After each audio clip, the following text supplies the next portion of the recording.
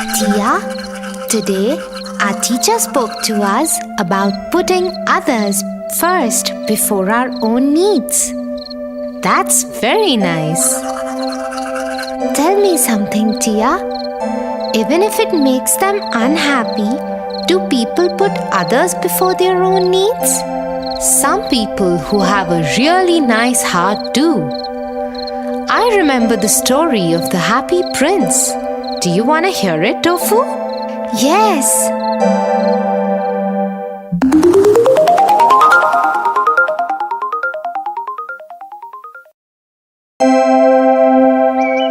Once upon a time, a beautiful golden statue of the most beautiful smiling prince stood in the town center.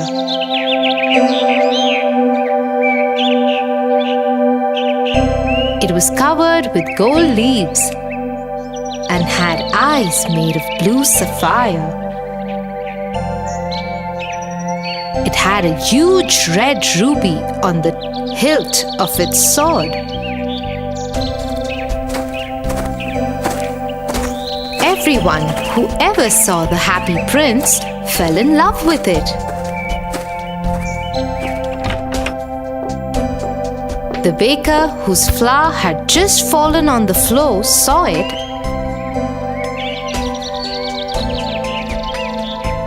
and said, "Oh, happy prince, I wish I could always be happy like him. From now on, I will."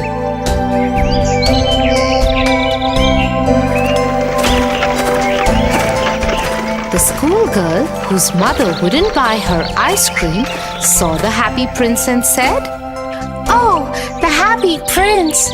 I wish I could always be like him. From now on, I will."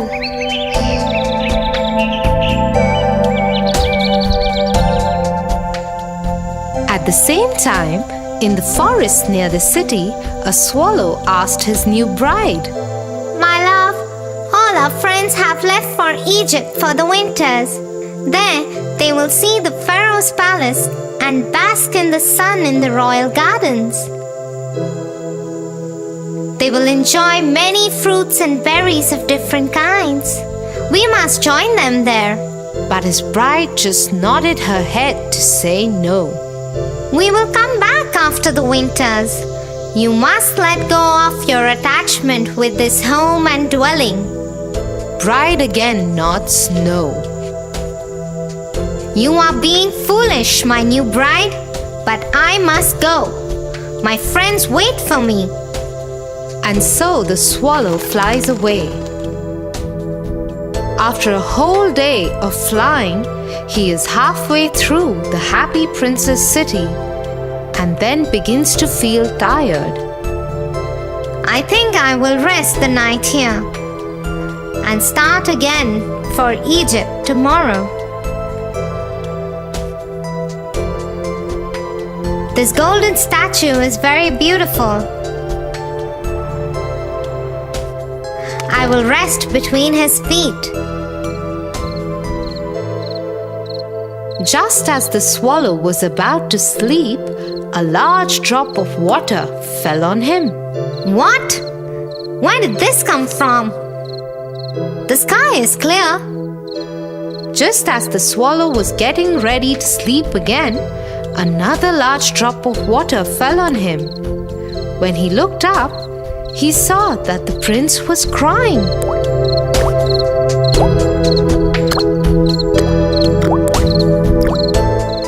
"Who are you?" I am the happy prince. "Why are you crying then?" I lived in the city palace once. I was always happy. I had no reason to be sad because I knew my people were happy too. When I died, they made a golden statue of me and put me here. From here, I can see the sadness of my people, and my heart, though it's made of lead, feels sad. "What do you see, a golden prince?" Far away, I can see a seamstress. Her fingers are red and bloody from endless stitching.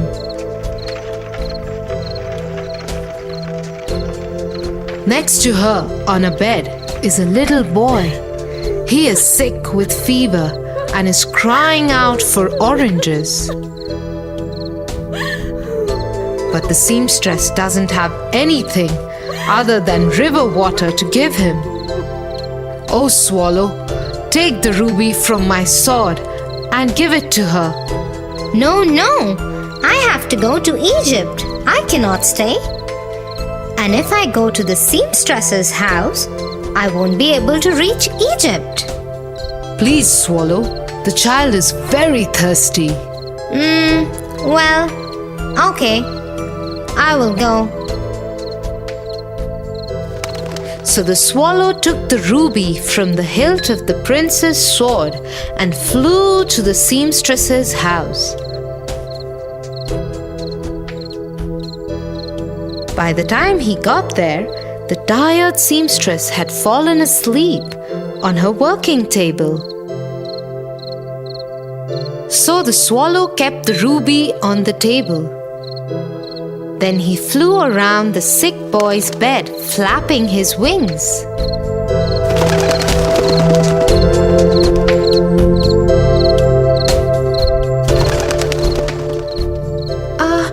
I feel so much cooler.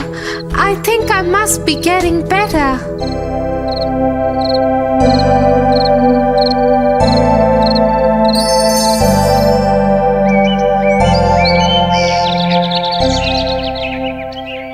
By the time the swallow returned, it was the next night.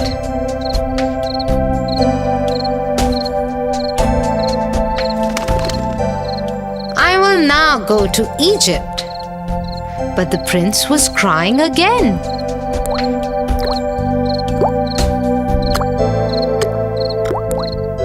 I can see a hard-working man filled with despair. He is a writer and must finish his next play soon. But he's tired because he has no food to eat. Won't you stay another night and help that man? Okay, one night it is. Should I take another ruby to him? Alas, I have no ruby to give him now. But my eyes are made of sapphire. Take one of my eyes. No, no, I cannot do that. But I order you to do so. And so the swallow plucked out the prince's eye and flew away to the writer's house.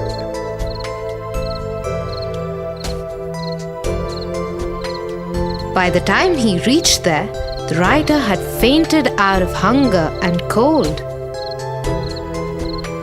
The kind swallow put the sapphire on the writer's desk and collected dry twigs and lit a fire for the writer before he flew back to the prince.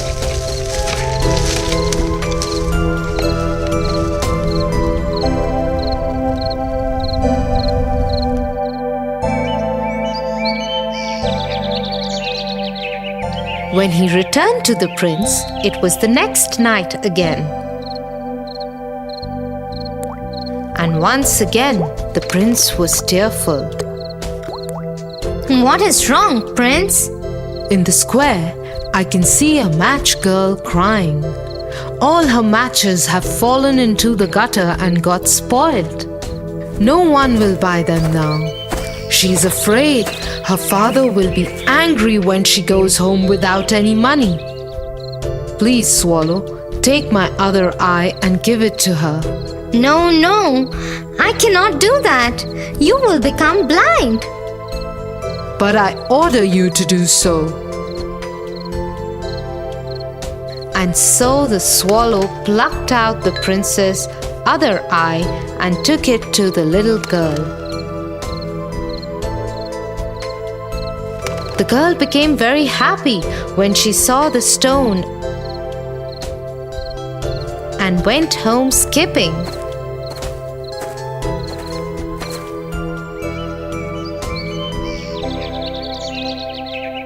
The swallow returned to the prince.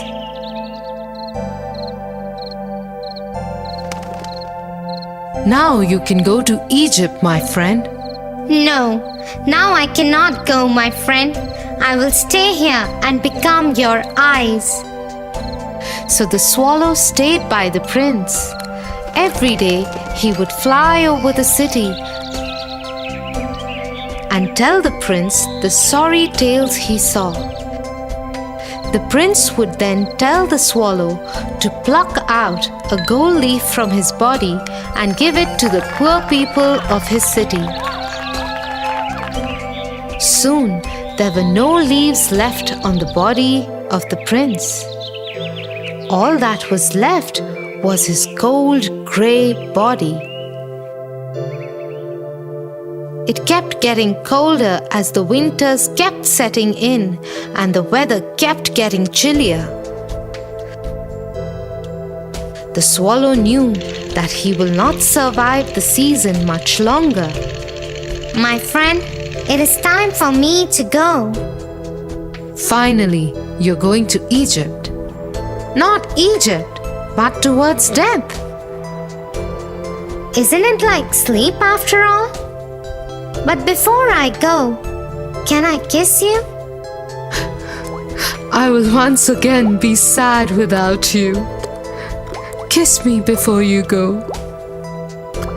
And so the frail swallow kissed the prince and fell at his feet dead. Suddenly, there was a loud sound like a crack. It was the sound of breaking of the prince's lead heart. In the morning, the mayor of the city crossed the statue. What an ugly statue! And it has a dead bird at its feet too. Break it down immediately and put up my statue instead.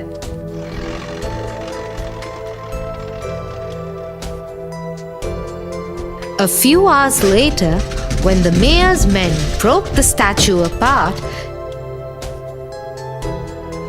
they found the two pieces of the prince's heart and they threw it into the bin next to the dead swallow. That's when God said to his angels, Bring me the most precious two things in the world.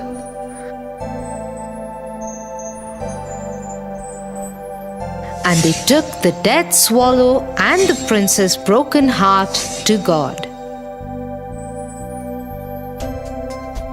Well chosen, my angels.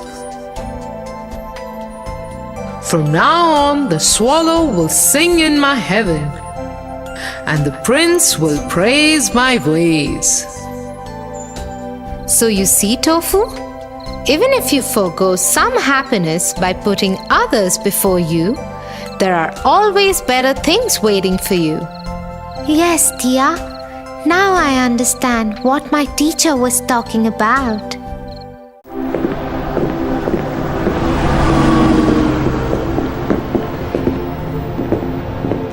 Tia, yesterday in our class, my friend Ben forgot to bring one of his textbook, and Ted offered to share his textbook with him. Ben promised Ted to help him in learning football after school. But after school, when Ted asked Ben to help as promised, instead of helping, Ben left for his home. That's bad. One should always stand by their promises.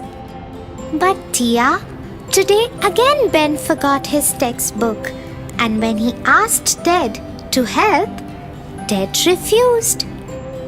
Tofu, we should be sensitive towards every human being. You know, we should always help people around. Come, I'll tell you a story.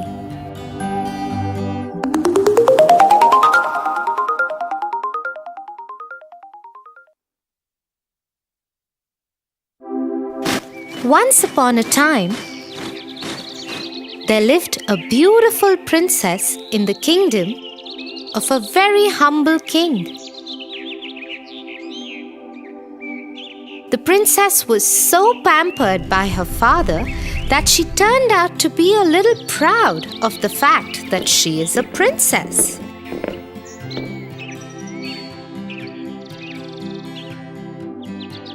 Many a times the king asked her to be more humble towards the people around her, because that's the way a princess should be. I know, my little princess, that you are my pampered child. But you should be little more empathetic towards other people. Everybody is same. It's just that some are fortunate, some are not. But the princess just ignored what her father had to say and went out to play with the golden ball that her father had gifted her on her birthday. She loved the ball, but no sooner had she started playing that her ball bounced and went into a pond. Oh God, my favorite golden ball! I would give anything to get back my favorite ball.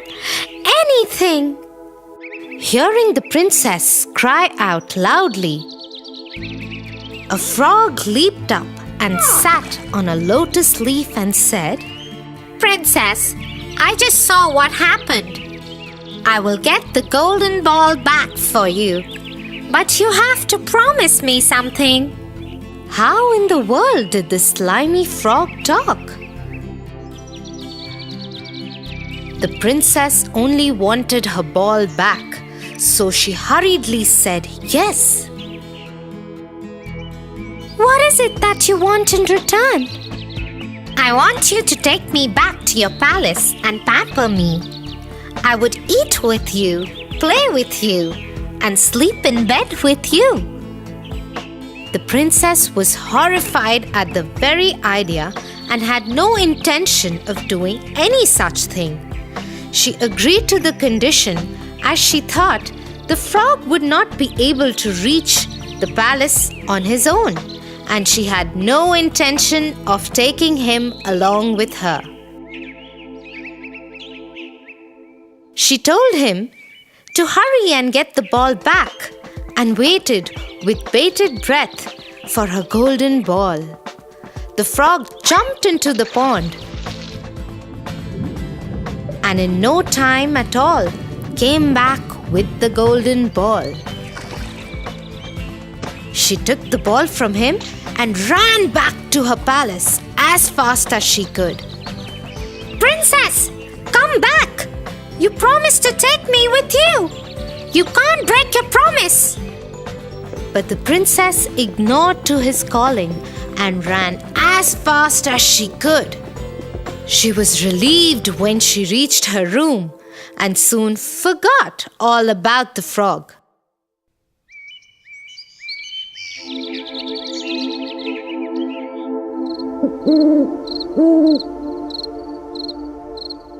At night, while she was having dinner with her father, there was a loud knock on the door. "Open the door, oh princess! It's me, the frog from the pond. You promised to keep me with you. Being a true princess, you should keep up to your promise now." Who is that, and what does he want? The princess, being a little scared of her father, told him about the afternoon incidents.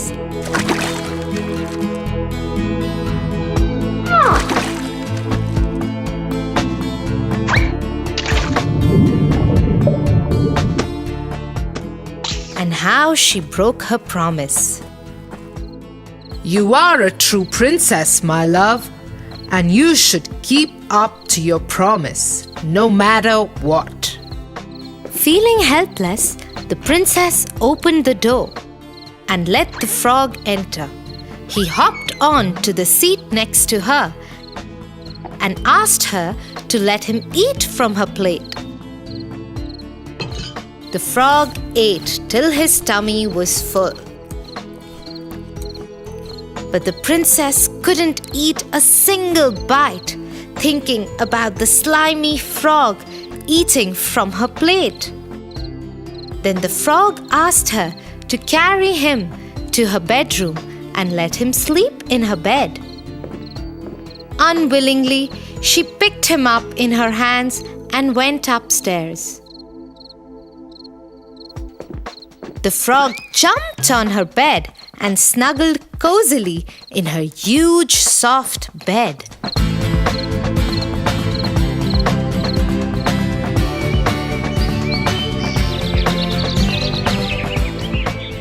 The next morning, the princess got up to find the frog missing from her bed. Happily, she hopped from her bed, thinking that the ordeal was over.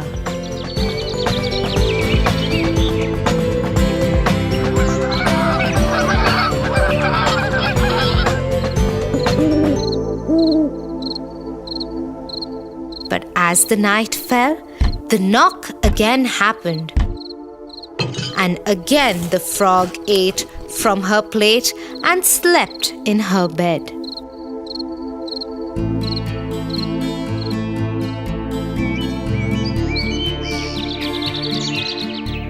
Feeling sad about sharing her food and bed, she went to her father and asked him if she could stop now. The king again told her that a promise was a promise and cannot be broken.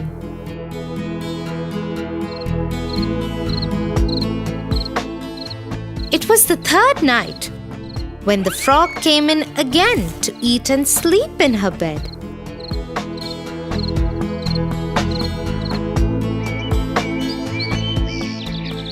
But the next morning, the princess was astonished to see that the frog was not in her bed. And a handsome young prince was standing next to her bed. What? Who are you? Where is the slimy frog? Dear princess, it's me, the frog. A witch cast a spell on me that could be broken only if a princess would let me eat in her plate and sleep in her bed for 3 nights. You broke that spell by keeping your promise, and here I am, standing in front of you.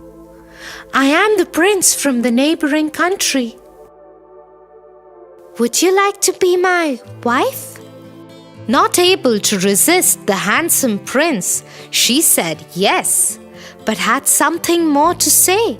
Oh, prince, I would love to be your wife. But how would you forgive me for being so rude to you? She was guilty like hell, but the prince was a humble man. He said, Oh, my dear princess, I can understand your reasons and I am ready to forgive you. But you have to promise me that in future you won't judge anybody by the way one looks or the job one does. Everyone is equal, and that's how they should be treated, equally. Saying this, the prince took her in his arms and decided to take her to his kingdom, where they lived happily ever after. Oh dear, you are right. We should always keep our promises and help people in need. Thanks for the lovely moral story.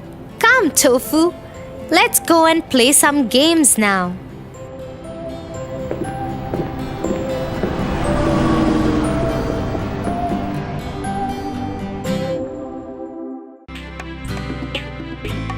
For your favorite rhymes, stories, and more, join Kids Hut family. Subscribe here.